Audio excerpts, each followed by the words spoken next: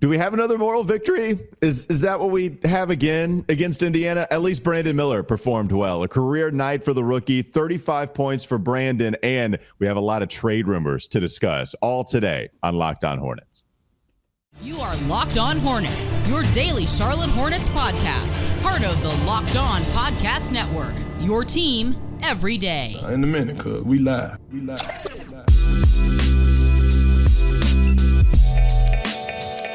It's Locked On Hornets, part of the Locked On Podcast Network. It's your team every day. Thanks for making us your first listen. We are free and available anywhere you get your podcast, and that includes YouTube. This episode is brought to you by LinkedIn. We appreciate LinkedIn for being a partner with us. They help you find qualified candidates you want to talk to, and faster. You can post your job for free at linkedin.com/LockedOnNBA. That's linkedin.com/LockedOnNBA to post your job for free. Terms and conditions apply. There's Doug Branson. You can find his work on his substack, everyhornetsboxscore.com, getting to write about the career night for one Brandon Miller. You can catch his work there. You can listen to me on WFNZ every weekday from 12 to 3 p.m.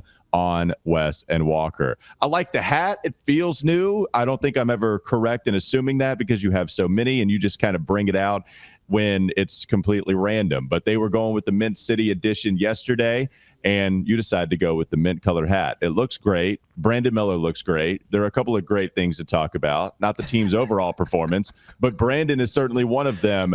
This was a fun game to watch from him. And this was after a cold first quarter, Doug. And then he just so Bally's, shocker, okay? Bally's messes up in the third. At the beginning of the third, after having watched the Miller Lite commercial, now we understand that Miller Lite has only one more calorie than Michelob Ultra. After watching that for about 22 times in the span of 7 minutes, it went back to it, and I was sitting there rocking back and forth, fetal position, singing fruit salad, yummy, yummy, because I was watching that commercial again instead of Brandon Miller going crazy at the beginning of the third. So I check out, whoa, the Hornets are within 5? What the hell happened within that a minute and a half that went by in the third? And yeah, I missed the entire beginning of the third quarter run. I had to go back and watch it. Missed the entire beginning of the third quarter run. But after that, Doug, Brandon was just nuclear, and he was fantastic offensively. You got to see him score in a bunch of ways. Yeah, and a lot of it in the second half, as you mentioned. Only 1 point in that first quarter, 7 in the second, 17 in the third quarter, and then finished off with 10 to get to 35. I was unsure if he was going to get there, and he almost didn't. He got fouled on a 3-point shot, and then Rick Carlisle challenged, but it was upheld. The foul was upheld, and he got the 3 free throws that got him to 30, and then he put a little exclamation point. I think if the game had been closer, that he could have even gotten to 40. I thought he was starting to force a little bit at the end, which is sort of understandable because they didn't have any playmakers. I mean, he was initiating so much of the offense in this game. And I think that was a differentiator between this game and a lot of other games that we've seen where he's been exclusively scoring. Now, he did not have a lot of assists, but I think you can put that on some of the players that he was passing to, not knocking down shots. He was facilitating, even though he didn't accumulate the assist numbers, but makes such good decisions with the ball. Only 1 turnover in the game. Yeah, I mean, it was an incredible performance, and I think it would have been a more efficient performance, again, had anyone else other than P.J. Washington stepped up and helped out in this game. Well, and just going back to Brandon scoring the 35, it's also the way he did it. How about going to the free throw line and shooting 12 free throw attempts? I mean, Doug, that is career high. Far and away more than he's ever had. I mean, by the most I can find, at least 6. in a quick game, 6, against Brooklyn. That was back in October. That's the beginning of the season. So you have 6 against Brooklyn. That was the previous high. And then there was a lot of under 5 free throw attempts. And it shows. Well, he's averaging 2. He's averaging 2 on the season. 2 whole free throw attempts on the season.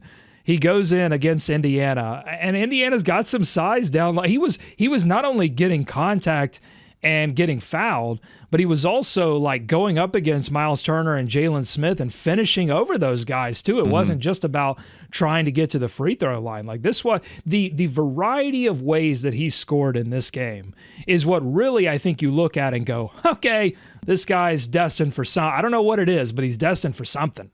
So if we had Brandon Miller not this good at the beginning of the season or coming into the NBA, right? If we were down comparatively to Scoot Henderson on him coming into the year, I think the one thing that I feel really good about now is the creation on the outside. And I was worried about that coming in. And I knew he had, I mean, like the stationary handle was good, like pick and roll, like being just real crafty, putting guys on your hip. He was already a smart ball handler. But I was like, okay, it takes something different once you make that transition to the NBA. And here we are, I mean, just halfway through the season. The All-Star game is in a couple weeks worth of time, and he'll be a rising star. Well, deservedly so. Like third best rookie in the league right now behind only Wemby and Chet. Brandon Miller creating for himself, getting that low release off in the mid-range, whether it be a step back, whether it just be finagling it however he wants to, right? He's just manipulating the situation to get those shots off. I think that's what, to me, has been the most, that's coming along way more quickly than I thought. And that's what gives you a lot of hope, too. That like that's a big deal for that kind of archetype, right?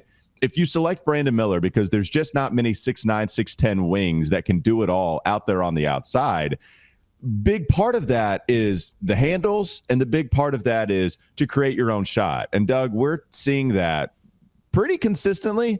I mean, the efficiency, even in this game, it wasn't amazing, but like the efficiency you expect to go up, that's just the rookie type of thing that you're going to get with high volume. But man, that's the kind of thing I think consistently I'm pretty confident that we're going to see going forward, man. I'm ready to see that. Let me zoom in on a couple of more plays from this game because there were so many to zoom in on. I'm going to go all the way to the fourth quarter. Brandon Miller, towards the end of the game, this might have been the final bucket.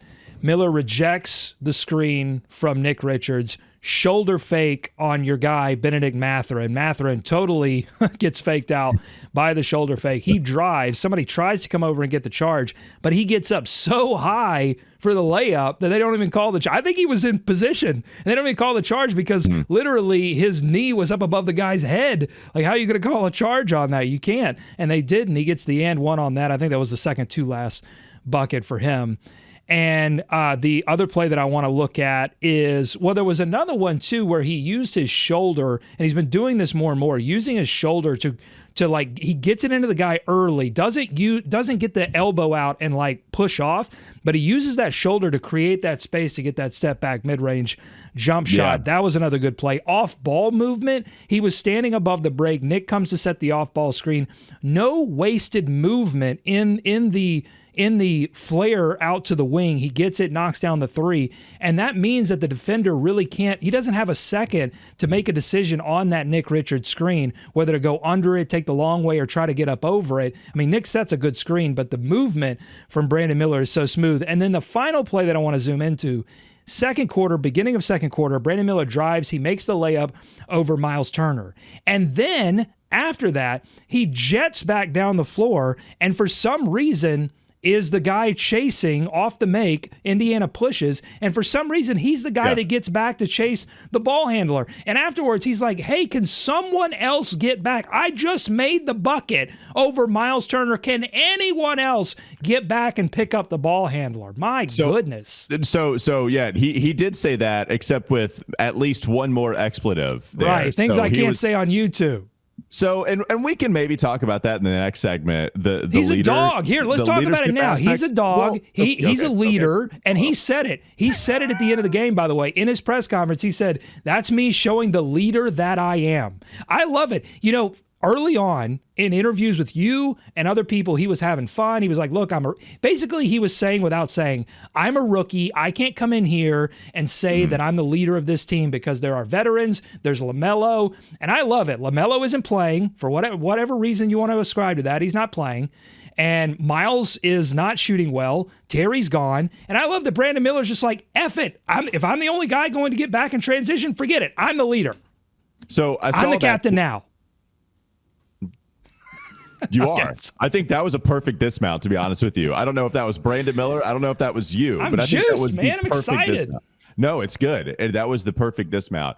Watching that play back, yeah, Brandon Miller makes the shot, and you mentioned it. He's back now. Thankfully, for the Hornets' sake, it's a turnover. It was just a bad pass, or it was a tough one and a bad one. But it was because Brandon was there. That's the reason that it was a tough pass. It was because Brandon was the first guy back, and you have JT Thor and PJ Washington in the corner, and so they're having to sprint.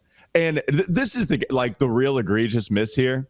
It's everybody needs to get back way faster than they did.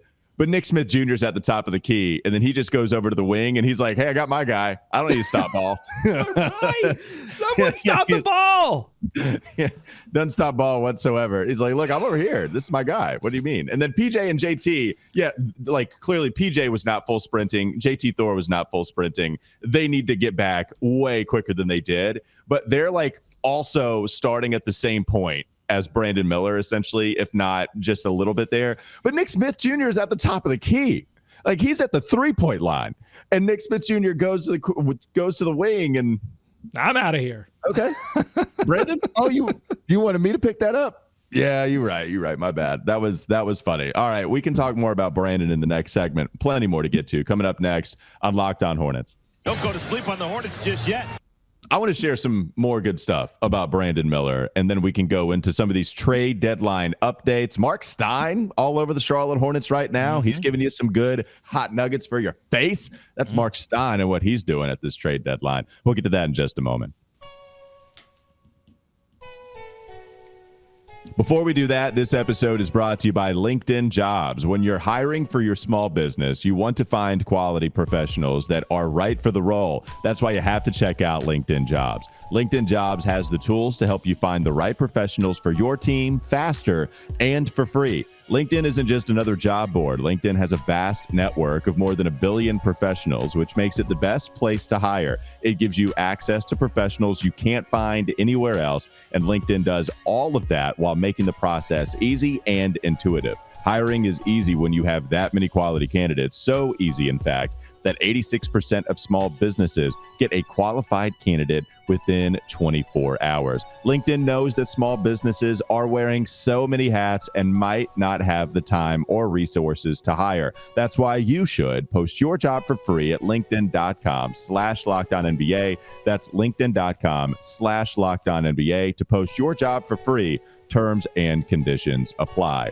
This episode is also brought to you by BetterHelp. Sometimes we all need the opportunity to get something off of our chest. Big or small, certain things can really start to get to you. It's important to let that out, especially to someone who's unbiased on your life. So today, I want to say how you, and maybe I, feel about something. You might even be thinking about the same thing this week. I think we all have some of those problems and some of those things we want to get off of our chest. That's why you should go to BetterHelp. Therapy can be different for everyone. Most of us have bigger problems than our favorite sports team, and it's important to get things off of your chest every once in a while. If you're thinking of starting therapy, give BetterHelp a try. It's entirely online, designed to be flexible and suited to your schedule. Visit BetterHelp.com/LockedOnNBA to get 10% off your first month. That's BetterHelp, H-E-L-P, BetterHelp.com/LockedOnNBA. More Locked On Hornets ahead. Before we started to go more into why we liked Brandon Miller's performance so much, one thing I wanted to point out, one of my favorite things that pops up that we don't talk about as much on this show is your uncanny ability to reference anybody that I liked during draft time. And it makes sense because we do a lot of draft shows together, okay? And then we get our opinions, and they're pretty strong. I don't know if people know that. We have strong draft opinions. And then so once we throw them out there, even if I barely reference someone that is locked and loaded, and that is my guy for the rest of time. And you're not wrong, by the way. I did like Ben Mathurin. I really did. And, we'll see what he becomes. But I really did like Ben Mathurin. And you will know every single one of my guys that I put out there. And I just like that ability that you have. It's impressive. Well, thank you. It really is the only time that I listen to you. Mm-hmm. Ben Mathurin, I'm saying Brandon Miller, mid-range, Ben Mathurin could be the next steal. Ooh, okay. I like that. That's what Doug Branson goes through. Brandon Miller is fantastic so far, what he's been doing. And so that was the other thing I wanted to mention, right? It's defensively too.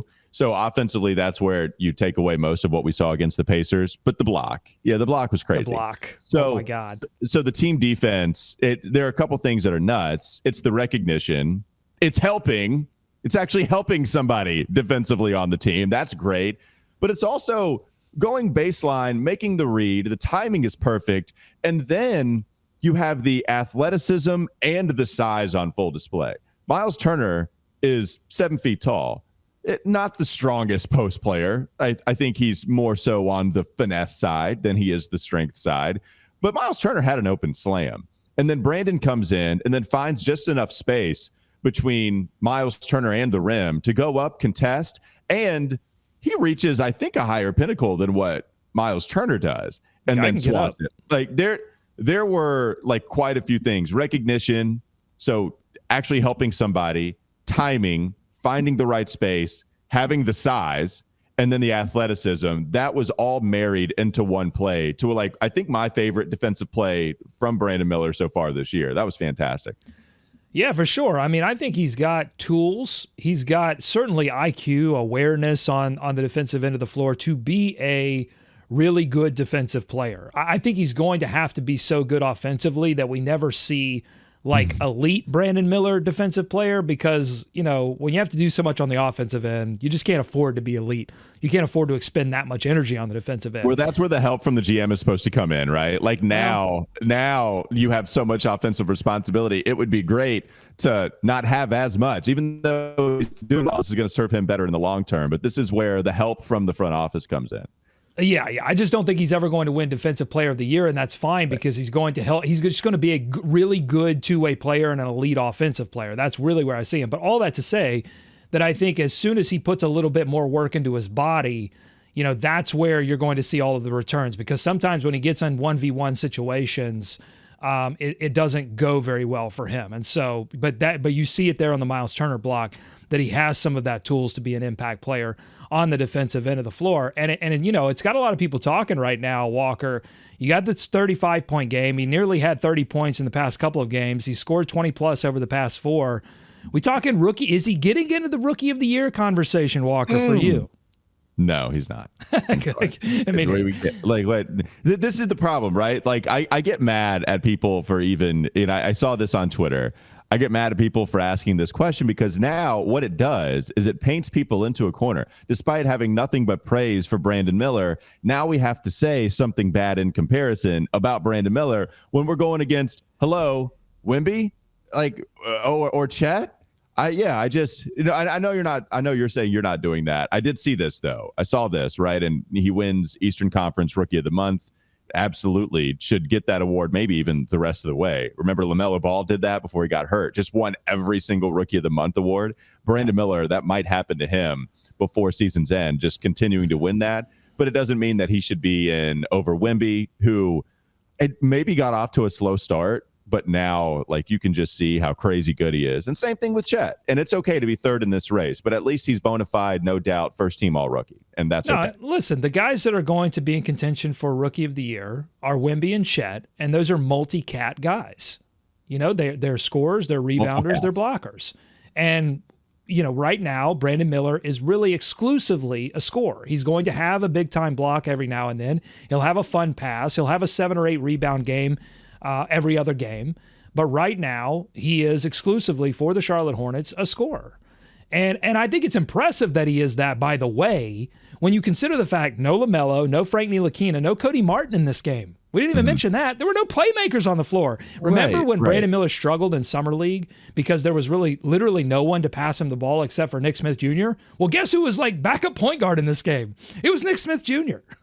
It was really Brandon Miller because he was doing a lot of the initiating and being able to score. So that's when we talk about how much Brandon Miller has grown just in this short span of time and how exciting that is. That's where you see it, right? Him being able to get some offense despite the fact that he's being double-teamed through most of the game, and he's making good decisions, not turning the basketball over, and able to get his own offense. Crazy. Okay, so Brandon Miller, he's sensational, and what he's been doing, he's been the guy offensively for them. I mean, Doug, there are times where down the court, you have Miles Bridges, And PJ's never, unless you're really injured like you were last year, you never really want PJ to be the number one option unless it's one of those Fuego nights. And even so, that's trying to set him up. Brandon and Miles are your like creators, and Brandon is the guy. Like you can see him, he's the one. I don't know, he's not waving Miles Bridges off, but the offense is, all right, okay, we're going to run this through Brandon at this point. So now the more interesting question than the Rookie of the Year conversation is Brandon Miller the guy when LaMelo comes back? That's maybe a question for another show, but that's the question. LaMelo stands have been waiting for us to ask that answer. I mean, it's a question all of a sudden. It wasn't a question, now it's a question. They're waiting for us to ask that question. So we'll talk about that. God, next year. I don't want to talk about it, but next week. But Miles Bridges is clearly not right now. And how many layups did he miss? That was tough watching him. He miss. admitted it. So yeah, and that's one thing about Miles. He's always admitted it's even his rookie year. Remember, he said like I'm playing like bleep. Like he tweeted that out. He's been pretty honest about that kind of thing. But it's true. He missed a lot of layups last night. He's in trade reports. Phoenix reportedly interested in Miles Bridges. I believe Dallas too, not only PJ, but I believe were they mentioned in the Miles Bridges sweepstakes as well. So Doug, you can clarify. Well, Matt Moore, who is the host of Locked On NBA, and he's with the Action Network, is an NBA insider. He's in the know. He Nuggets was on the Locked shows, On, I believe. Yeah, decent amount of Nugget shows.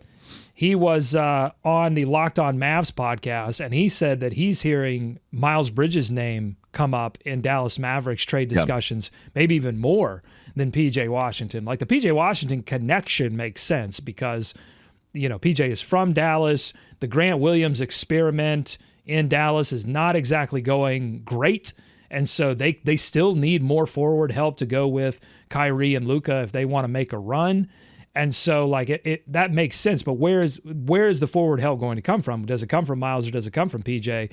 And so, yeah, you've got two Western Conference teams right now that could be interested in doing that. But the real question is, because it's not really up to them, right? It's up to Miles. Is Miles interested in going to either one of those destinations? And then can they make all of the numbers and the pick compensation work? That's the real question. No, for sure. And so we can talk. Let's get to more of that in the last segment. Coming up next on the Locked On Hornets podcast. Don't go to sleep on the Hornets just yet. Does Miles Bridges get traded before the Thursday deadline? We'll give our prediction coming up next. Also talk maybe a little more about PJ Washington, some of the other reports out there on the trade market. We'll get to that in the final segment of Locked On Hornets. This episode is brought to you by FanDuel. Happy Super Bowl week to all who celebrate from FanDuel, America's #1 sportsbook. If you're like me, Super Bowl Sunday is all about scoring the best seat on the couch, grabbing your favorite football snacks, placing some super bets, possibly. If so, FanDuel is the place to do that. FanDuel has so many ways for you to end the season with a W, maybe even 2, maybe even 3 wins. That would be nice. Not only can you bet on all of the different props that they have, you can bet on who will win Super Bowl 58, but FanDuel also has the bets for which players will score a touchdown, how many points will be scored, even so much more than that. New customers join today and you'll get $200 in bonus bets if your first bet of $5 or more wins. Just visit FanDuel.com/lockedon to sign up. That's FanDuel.com/lockedon. You can make every moment more with FanDuel, the official sportsbook partner of the NFL. Last segment coming up, Locked On Hornets. All right, Doug, before we get into the trade deadline a little more so, you said you wanted to do a couple of things real quick. Well, listen, I've interrupted you multiple times, so, I got to pay up my fine here in the I got the Flim Bucket hat here. So I know, I admit, like Miles Bridges, I will admit when I've had a bad game. So let's see. Oh, I don't have much cash on me. Left my credit cards at home. Do you take a Nashville library card? Yeah. I've got a business card here from my company, Pod About It. I'll just throw the business card. It'll be a little IOU. I like that you still have a library card. It makes all the sense in the world that you would have one, but I like that about you. When you have a baby, you'll understand. Libraries, especially if you have a good one that has like a little play area, you just let them free, let those animals loose, and go to sit at a table, probably a table that has a chair that's too small for you, but It's fine. You sit there and you just have a moment to yourself. It's great. Makes sense. And before we move on, I did want to say, so the solo episode that I released, so I send that to you, and then you post it because you're the mastermind behind all of the software. You're the tech genius with all of this stuff. You have been the entire time. Which is amazing, by the way, because you are younger than me. You are younger than me. But this has been your bag since you came out of college, man. Like, this is what, please. Like, yes, that's true. That's true. But Doug, I don't know anybody that knows more about this than you. Like, you're like the head of all Locked On when it comes to this stuff for a while. Like, you don't throw that on me. What I did want to say is, people were asking me to find myself because of apparently a glitch in the Matrix that apparently I talked over myself in the solo episode, which I'm not sure how, but I know on YouTube it got like 20 likes, or is that with the one comment, hey, that's a fine. You got to find yourself. So I got to put my library card in the bucket too. I'll figure it out, but I have to do that as well. I guess we can get to more of this trade market here. I want to talk more about Miles and then maybe save PJ. Kyle Lowry is a buyout candidate too. Like, we can, talk about the chances he's traded maybe later. But with the Miles thing, Doug, I'll give my prediction. I think he's traded.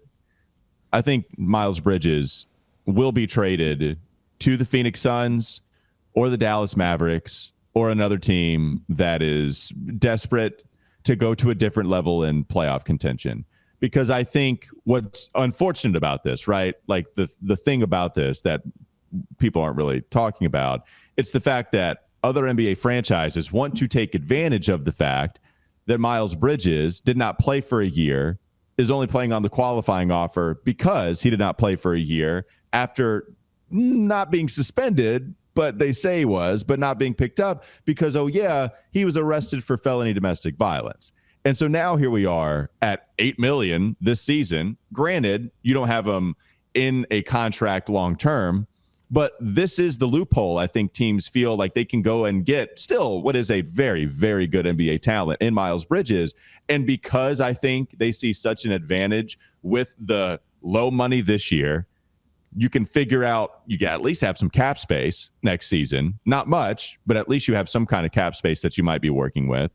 And then you either have the inside track to sign him at whatever, or if it's way too much money, then he can leave somewhere else. And then, who knows? But especially with a team like Phoenix, who is like right on the edge, they're still really good. They're playing better when all the big three is in, but they perhaps need a little bit more depth. I could see them getting desperate enough. Now, I don't know what kind of assets they'd be willing to give up. They just traded all their first-round picks for Bradley Beal. But it's not like you're getting a first round anyway if you're worried about Miles Bridges leaving. I think Phoenix gets desperate. I think Dallas also, like, time is here for Luka and Kyrie, and they made the defensive addition this offseason to Grant Williams. That isn't working out necessarily as much as you mentioned. And so now Miles Bridges is another scorer for them. I could see Dallas absolutely doing this, maybe even more than Phoenix. But, Doug, ultimately, I think that this gets done because so often we play off other teams' desperation at the trade market. And I think both of those teams realize we would like to compete at a high level in the Western Conference. And we're in this weird area where maybe the Thunder and Timberwolves could be had because they're so young. This is new to them. They don't know what they're doing here. Even the Mavericks, we reached the Western Conference Finals because Luka is a dog. Like, maybe we get some more help. We can get back there. I think he's traded.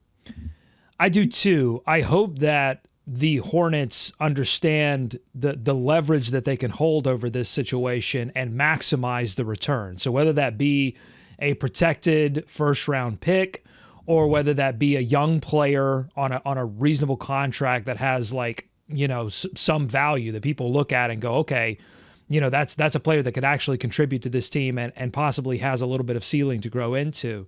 Mm-hmm. That's the kind of return that I would be looking for at this point, because those teams are Phoenix and Dallas are desperate to make something happen within this tiny window that they've set up for themselves. And so if those are the teams involved, then I really hope that the Hornets, they don't look.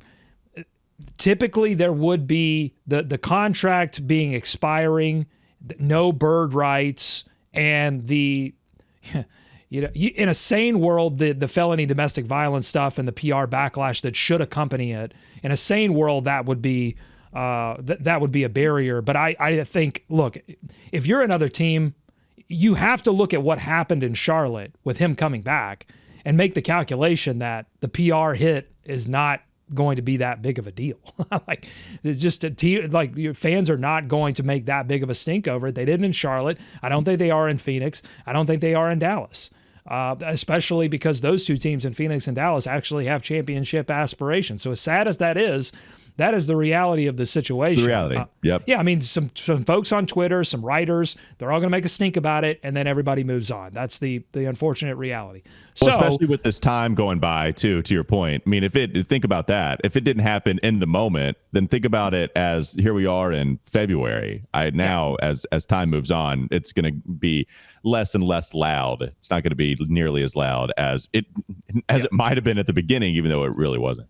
Yeah, and so the worst that can happen for the Hornets is that all of this passes by, and look, Miles likes LaMelo. If they wanted to pay, some market or above market value to return Miles Bridges to the lineup, that's like the worst that could happen in this situation. So I hope they utilize, if they are going to trade Miles Bridges, I hope they utilize all of that leverage. And I don't want to, honestly, like I don't want to see 3 second-round picks coming back. Like I just think that to me would be like blah, whatever. Like it's not going to be a huge setback for the organization if they get something for nothing. I get it, but I would be disappointed at this point if they're not the winners of this deal from a long-term team building perspective, and then the other teams gets short-term, infusion of whatever it is they think Miles Bridges can or can't do. No, okay. So what do you want?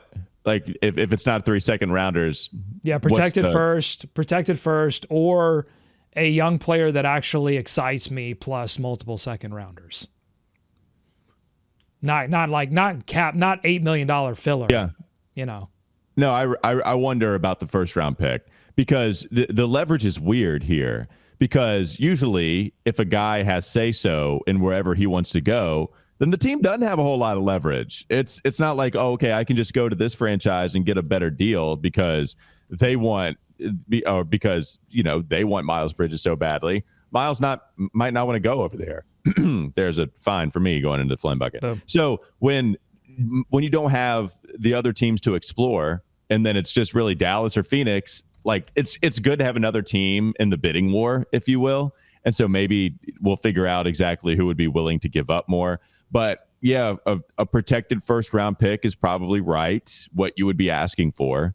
And then in Dallas's sake, Josh Green is the guy to go after. Josh Green, Nas Little over in Phoenix. I mean, that gives you a little bit of something, and that's a super reasonable contract. Yeah. So those would be the options that you would want to happen for Miles. And then, so the leverage is weird because so a team might just be patient with the Hornets. It'd be for that very reason. You can't go to another team and say, okay, here, you give me more, because Miles might not want to go there. So the Hornets don't have that kind of leverage. But what they do have is a player that teams might like a lot on $8 million this season, but they might not like at over 20 next year. And so that's a big old gap. And so even if you don't have control, that might be okay to a Phoenix or a Dallas, because then he can leave because you don't want to pay him over that $20 million. And so this is a different situation. Very weird that the Hornets are in as far as who has the leverage. Can Miles go wherever he wants to? What are you getting back in return? Because I think for the most part, Doug, if you did not have him having missed the last 92 games for the domestic violence arrest, then the guy's talent would dictate more than a first round pick. But you're not getting that in this situation, and we'll see. And even now, like, he's struggling. I hope they're not paying attention. I hope the Mavs scout wasn't there last night, because he's trying to be number one guy. And I think that's what this year has proven. That, look, I don't know if the year off is what is affecting his development, but the Hornets were prepared before all of this happened.